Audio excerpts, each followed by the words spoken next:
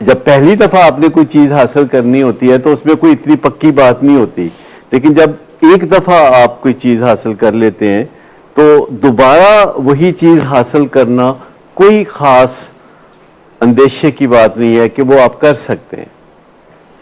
لیکن انسان جو ہے نا وہ کسی حال میں بھی خوش نہیں رہتا. جب آپ بہترین چل رہے تھے اور اچھی اچھی کتابیں پڑھ رہے تھے اور بہترین باتیں کرتے تھے اور نیک نام ہو رہے تھے، لوگ آپ کو چاہ رہے تھے، تو اس زمانے میں بھی کوئی نہ کوئی کھرک تو رہتی تھی، کوئی نہ کوئی پریشانی تو رہتی تھی. مجھے تو پتہ ہے نا آپ کا، تو وہ تو رہتی تھی. تو وہ کیا کہتے ہیں، دل کسی حال میں کانے ہی نہیں جانے فراز، مل گئے تم تو کوئی کچھ اور نہ جانے مانگے.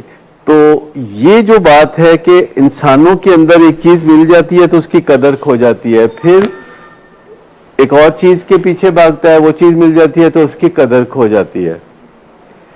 تو آج کل ہم ایک چھوٹا سا تجربہ کر رہے ہیں. ہمارے 2-3 پیشنٹس ہیں جن کو ہم نے ڈائبیٹکس انسٹیٹیوٹ میں گراؤنڈ فلور پہ رکھا ہوا ہے، اور وہ 3 پیشنٹ ہیں.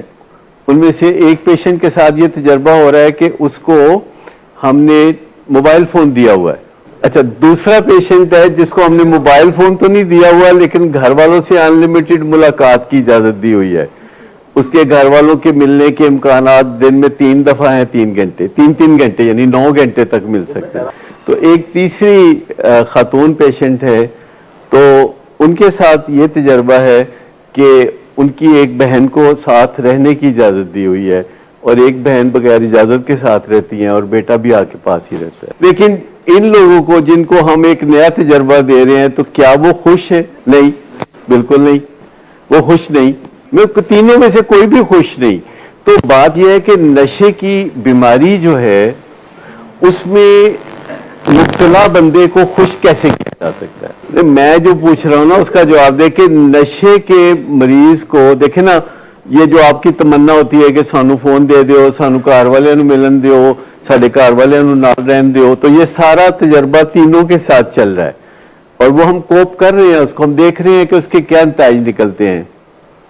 لیکن میں آپ سے یہ پوچھتا ہوں کہ نشے کے مریض کو راضی کیسے کیا جا سکتا ہے؟ مطلب نشہ دینے کے علاوہ تو پھر راضی نہیں کیا جا سکتا نا، تو پھر تو کوئی مقصد ہی کوئی نہ ہوا. ٹھیک، تو اس کا مطلب ہے کہ ہماری توجہ خالی راضی کرنے پہ نہیں ہونی چاہیے، ہماری توجہ علاج کرنے پہ ہونی چاہیے. اور ماں باپ کی بھی یہی کوشش ہونی چاہیے کہ ان کو راضی نہیں کرنا، ان کو صحت یاب کرنا ہے، ان کی زندگی کو 4 چاند لگانے ہیں، ان کو راضی نہیں کرنا. لیکن مجھے بتائیے، کیا آپ گواہی دیں گے کہ آپ ہمیشہ راضی کرنے کی کوششیں کرتے رہے؟ لیکن اس سے اہم سوال یہ ہے کہ اگر آپ نو کہتے ہیں تو آپ کو خطرات کیا ہے؟ کیونکہ وہ خطرات فیصلہ کریں گے کہ آپ نو کر سکتے ہیں کہ نہیں. دیکھیں، ایک خطرہ آپ کو یہ ہو سکتا ہے کہ جسے آپ نو کہیں گے وہ آپ کو پسند نہیں کرے گا.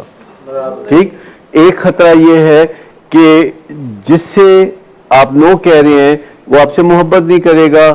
تیسرا خطرہ یہ ہے کہ وہ آپ کو قابل نہیں سمجھے گا، یعنی اہل نہیں سمجھے گا. تو آپ کی ساری ہستی جب اس طرح خطرے میں پڑ جاتی ہے تو آپ کہتے ہیں نہیں، میں نو نہیں، میں یس ہی کہہ دیتا ہوں. تو سب سے پہلے آپ کو اپنی سیلف اسٹیم پہ کام کرنا ہوگا کہ آپ کی جو اپنی عزت نفس ہے وہ کہاں کھڑی ہے. اچھا، 2 بڑی بالغ گواہیاں آئی ہیں کہ یہ جو نو کہنے کے موقع پہ نو نہیں کہا، یس کہا، تو اس کے بڑے نقصانات ہوئے. اور اکثر ہم یہاں بات بھی کرتے ہیں تو اس سے ایک رانگ میسج جاتا ہے کہ ہم چاہتے ہیں کہ آپ لوگوں کو بس نہ ہی کریں. لیکن یہ آدھی بات ہے، یہ پوری بات نہیں ہے. باقی کی آدھی بات یہ ہے کہ جہاں یس کرنے کا موقع ہے تو آپ یس کریں. یعنی آدھی بات یہ ہے کہ جہاں نو کرنا چاہتے ہیں تو نو کر دیں، جہاں یس کرنا چاہتے ہیں تو وہاں یس بھی کر دیں، کیونکہ یہ دونوں چیزیں مل کے آپ کو معقول انسان بنا سکتی ہیں کہ آپ اپنی ذمہ داریوں کو یس کہیں اور اپنی یہ جو تمنا ہے کہ لوگ مجھے چاہتے رہیں، لوگ مجھے پسند کرتے رہیں، لوگ مجھے قابل سمجھیں، یہ اپنی جو ایک جذباتی ضرورتیں ہیں ان کو پورا کرنے کی خاطر ہاں مت کہیں. میں ذمہ داریوں کی بات کر رہا ہوں جو ہماری لیجیٹمیٹ ذمہ داریاں ہیں. ایک چھوٹے بچے کو جب آپ کہیں کہ تم اپنا بستہ بنا لو تو وہ بولے یس میں بناؤں گا. میں اس درجے پہ کہہ رہا ہوں کہ اگر کوئی بچہ یہ پہلے سیکھتا ہے کہ مجھے یس کہاں کہاں کہنا ہے تو پھر وہ کوالیفائی کرتا ہے کہ آپ پتہ کریں کہ نو کہاں کہاں کہنا ہے. اور یس اور نو کے درمیانی ساری assertiveness ہے.